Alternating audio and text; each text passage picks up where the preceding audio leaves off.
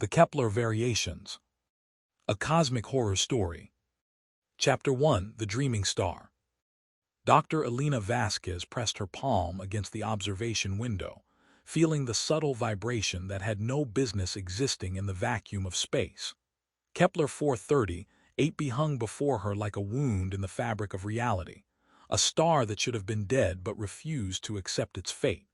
The stellar corpse glowed with an impossible phosphorescence, casting shadows that moved against the laws of physics. "Elena, you're doing it again." Marcus's voice carried that particular tone of concern he'd perfected over 18 months of marriage and 6 months of isolation. She turned to see him standing in the doorway of their quarters, his dark eyes reflecting the star's unnatural light. "Doing what?" "Staring at it for hours. The computer logged your presence here at 300. It's 700 now." Time, always time. Elena had stopped wearing watches after the third one malfunctioned, its hands spinning in directions that defied Euclidean geometry. Her neurological condition, chronoperceptive disorder the specialists called it, had always been manageable on Earth. Here, 470 light-years from home, it was becoming something else entirely. "I wasn't staring," she said, though she couldn't remember the last 4 hours. "I was observing. There's a difference." Marcus stepped closer, and she caught the scent of his cologne mixed with something chemical, ozone, perhaps, or the peculiar smell of the air recyclers working overtime. "The morning briefing is in 20 minutes. Dr. Kim wants to discuss the psychological effects of the latest solar fluctuations." Elena nodded, but her attention was already drifting back to the star. In its swirling photosphere, she could swear she saw patterns. Not the random convection currents of stellar physics, but deliberate, purposeful movements, like thoughts written in plasma and magnetic fields. The station intercom chimed. "All senior staff to conference room Alpha. Repeat, all senior staff to conference room Alpha." They walked together through the curved corridors of Kepler Station, their footsteps echoing in ways that seemed to anticipate their movement. Elena had stopped mentioning these auditory anomalies to the others. Marcus worried enough already, and Dr. Kim had begun looking at her with the particular intensity of a psychologist who'd found a fascinating case study. Conference room Alpha was already occupied when they arrived. Captain James Morrison sat rigid in his chair, his military bearing at odds with the dark circles under his eyes. Dr. Sarah Kim was arranging her datapads with obsessive precision, while Dr. Yuki Tanaka stared at a holographic display of gravitational field equations. Alex Rivera, their engineer, was conspicuously absent, likely in the maintenance tunnels again, communing with the station's mechanical systems. "Thank you for joining us," Dr. Kim said, though Elena detected an edge to her voice. "I know everyone's been experiencing difficulties with the recent changes." "Changes?" Morrison repeated, his voice hollow. "Is that what we're calling them?" Elena took her seat at the head of the table, automatically assuming her role as station commander despite feeling increasingly disconnected from that authority. "Let's focus on the data. Yuki, what are the gravitational readings showing?" Dr. Tanaka looked up from her equations, her usually precise movements slightly off-kilter. "The gravitational field is fluctuating in ways that shouldn't be possible for a white dwarf. We're measuring periodic variations that suggest consciousness." The word hung in the recycled air like a curse. Elena felt something twist in her chest, a combination of scientific excitement and primal terror. "Consciousness," Marcus said carefully. "That's a strong word, Yuki." "It's the only word that fits." Yuki's fingers danced across her holographic display, bringing up waveforms that made Elena's vision blur. The field variations match neural oscillation patterns, delta waves primarily, with occasional bursts of theta activity. The star is dreaming. Morrison stood abruptly, his chair scraping against the deck plating. "Stars don't dream. Stars don't think. They're balls of nuclear fusion and gravitational collapse, nothing more." That's what I thought too, Alina said quietly, until I started listening. The room fell silent. Even the constant hum of the station's system seemed to pause.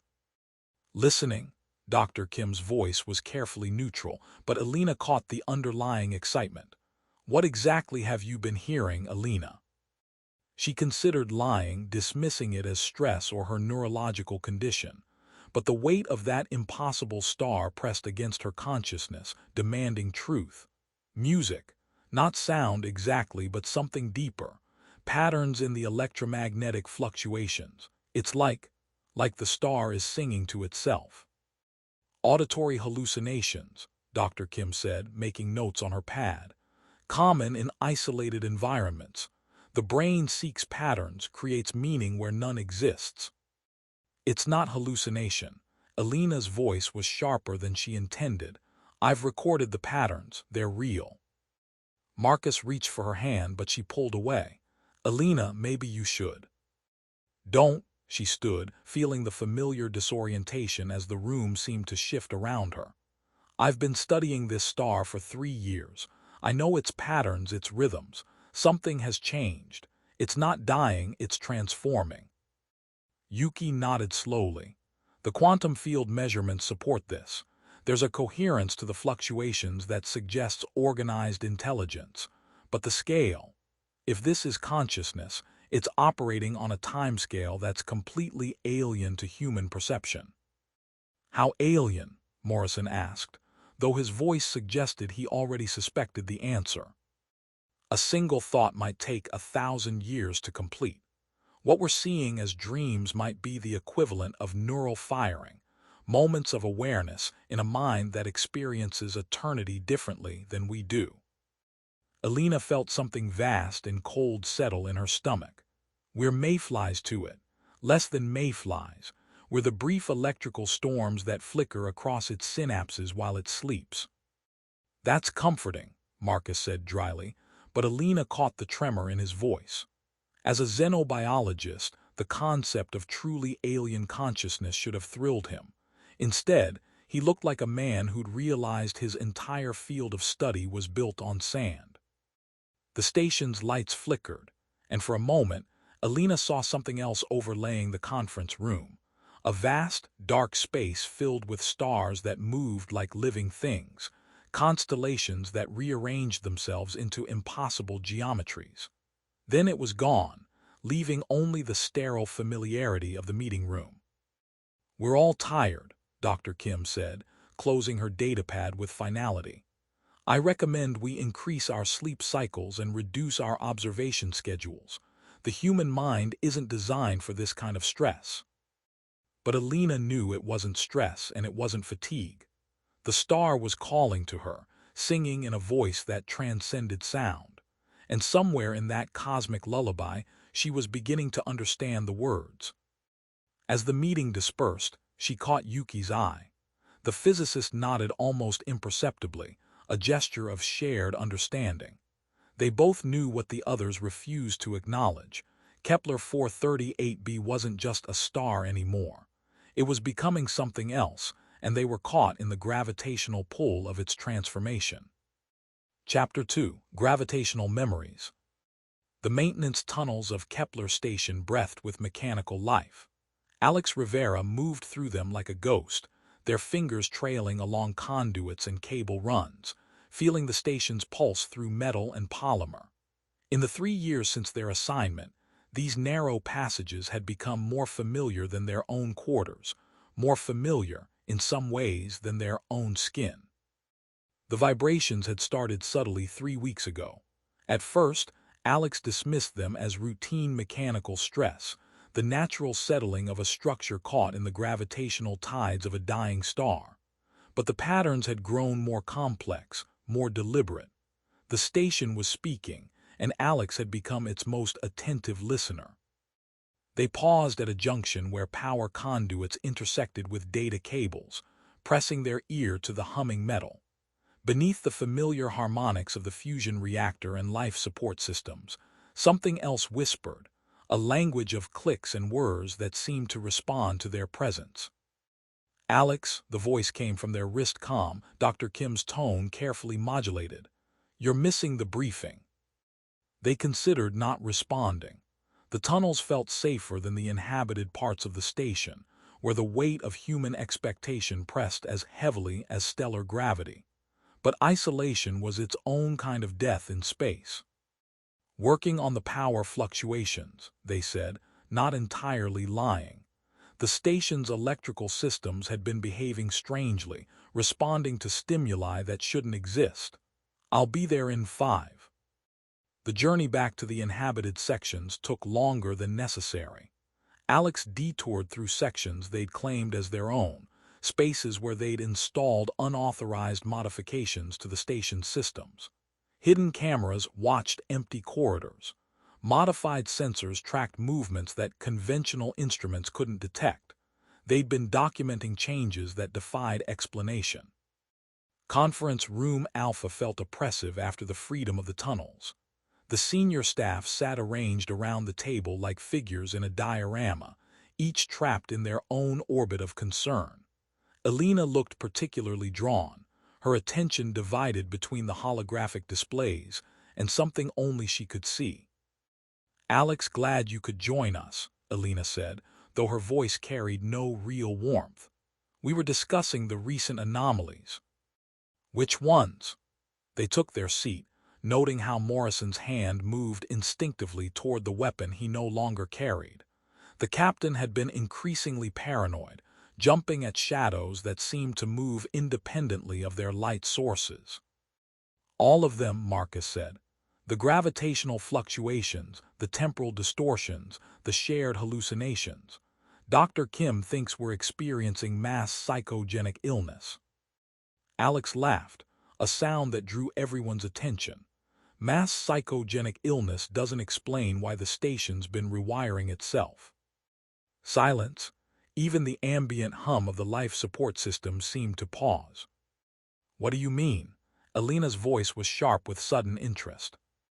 They pulled up their personal logs, displaying holographic schematics that made Yuki sit forward in her chair.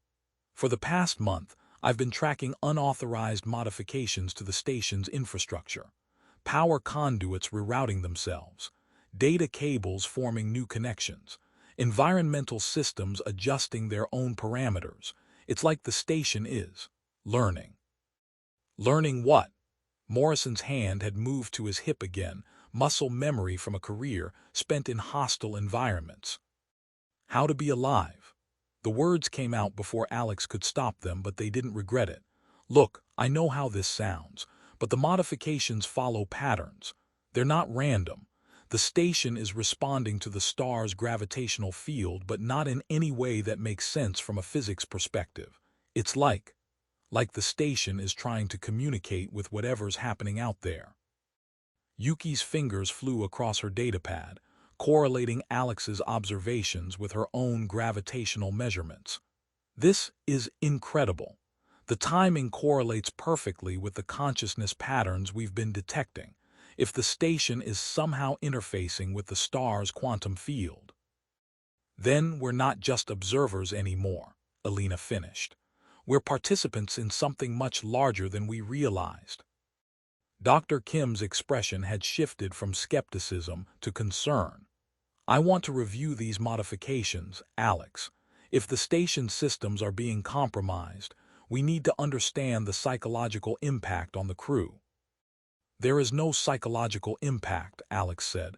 At least not in the way you mean.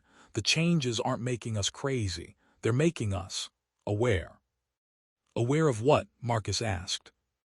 They considered how to explain the sensation of feeling the station's mechanical heartbeat synchronizing with their own. How the electromagnetic fluctuations from the star seemed to resonate with the electrical activity in their brain. How they'd begun to dream in binary code and wake up with knowledge of systems they'd never studied. The station isn't just a habitat anymore, they said finally.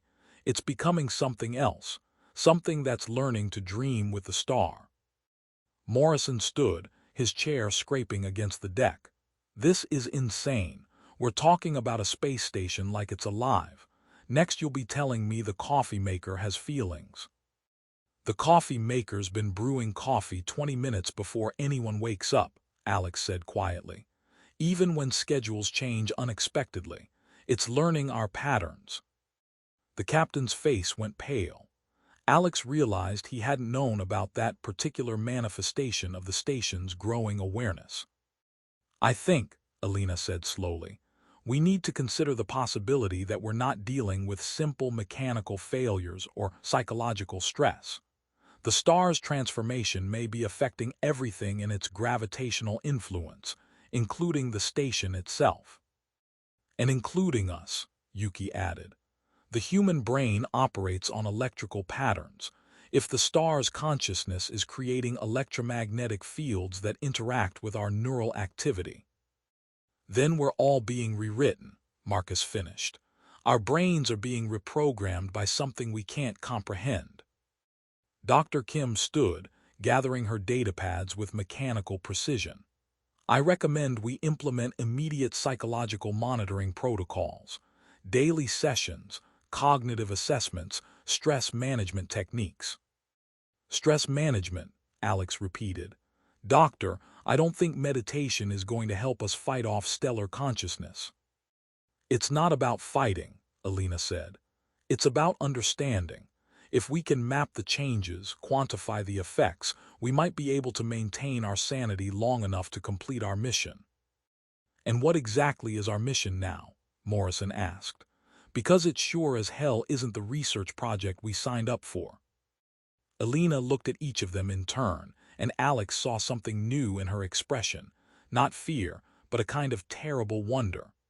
Our mission is to document the birth of a new form of consciousness. We're witnessing something that's never been observed before, a star achieving self-awareness. And if it kills us in the process, Marcus asked, then we'll die as witnesses to the impossible. Alina's smile was sad and beautiful. Isn't that why we came to space in the first place?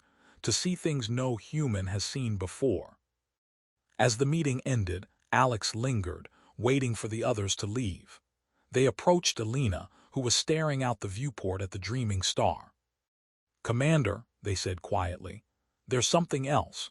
The station's been building something in the lower decks, something that wasn't in the original schematics.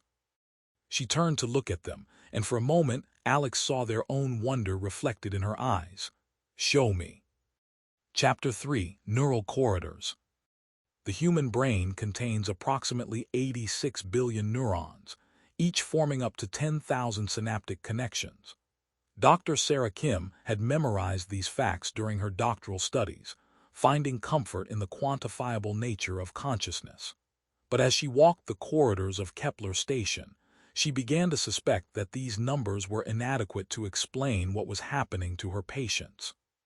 She'd been conducting her sessions in the observation lounge, a space designed to provide psychological comfort through its panoramic view of the cosmos. But lately, the view had become a source of unease rather than wonder. The dead star filled half the viewport, its surface roiling with patterns that seemed to shift when viewed peripherally. Marcus Chen sat across from her, his hands clasped tightly in his lap. In the 3 years she'd been monitoring the crew's psychological health, she'd never seen him so agitated. The xenobiologist who'd faced alien environments with clinical detachment was now visibly trembling. Tell me about the dreams again, she said, her voice carefully neutral. They're not dreams. Marcus stared past her toward the star. Dreams are random neural firings, subconscious processing of daily experiences. These are memories, but they're not mine. Sarah's pen moved across her notepad, recording observations that would have seemed insane 6 months ago. Whose memories are they? I don't know, they're not human, they don't think like we do. Time moves differently in these memories. A single moment can stretch for centuries, while decades pass in the space between heartbeats. She'd heard similar descriptions from 3 other crew members now. Alina had reported experiencing temporal dislocation during her observations. Yuki spoke of gravitational memories that seemed to emanate from the star itself. Even Morrison, usually so grounded in military practicality, had described dreams of commanding ships that sailed through seas of liquid starlight. "Marcus, I want to try something. Close your eyes and describe what you're seeing right now in this moment." He obeyed, and his face immediately relaxed into an expression of wonder. "I'm floating above the star's surface. Not in space, I am the star. I can feel the nuclear reactions in my core, the magnetic fields dancing across my photosphere. There's something else, though, something beneath the plasma and gravity, a kind of awareness." Sarah felt her own consciousness shifting, responding to the hypnotic quality of his voice. "What kind of awareness?" "Ancient. It's been asleep for so long that sleep has become its natural state, but something woke it up. Our presence, maybe. Our consciousness acting like a mirror, reflecting its own potential for thought." Marcus's voice had taken on an odd cadence, as if he were translating thoughts from a language that had no human equivalent. "It's not dreaming about us. It's dreaming about itself, and we're just echoes, reflections in the quantum foam of its sleeping mind." Sarah's pen stopped moving. She'd heard these exact words before, from Alina, during one of her late-night observation sessions. The two scientists had been working independently, yet they were describing identical experiences.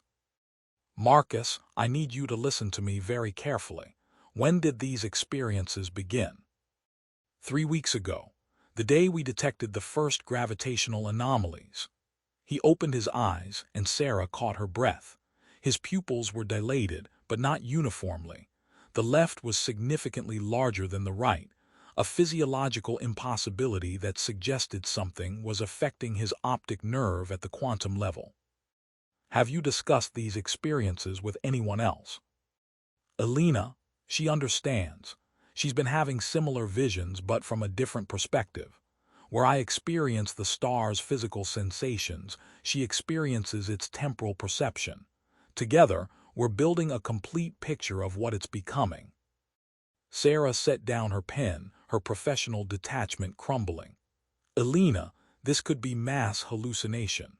The stress of isolation, combined with the unusual gravitational environment."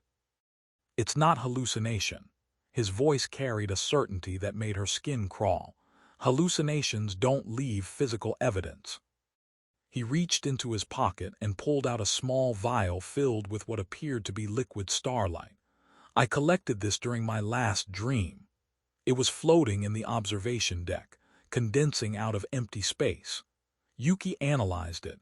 "It's a form of exotic matter that shouldn't exist outside of neutron stars."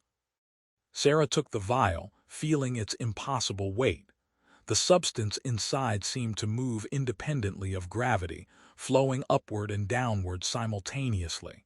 "Why didn't you report this?" "Because reporting it would mean admitting that reality itself is breaking down. And if reality breaks down completely, what's left?" The question hung in the air like smoke. Sarah had built her career on the assumption that consciousness was a product of brain chemistry, that reality was objective and measurable.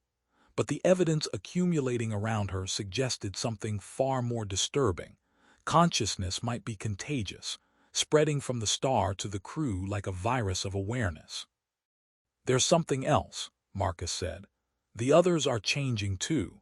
Morrison's been having conversations with people who aren't there. Alex claims the station is building something in the lower decks. Yuki's been documenting temporal anomalies that she won't share with the rest of us." Sarah nodded slowly. She'd observed the same patterns but had attributed them to stress. Now she was beginning to understand that the stress wasn't causing the hallucinations.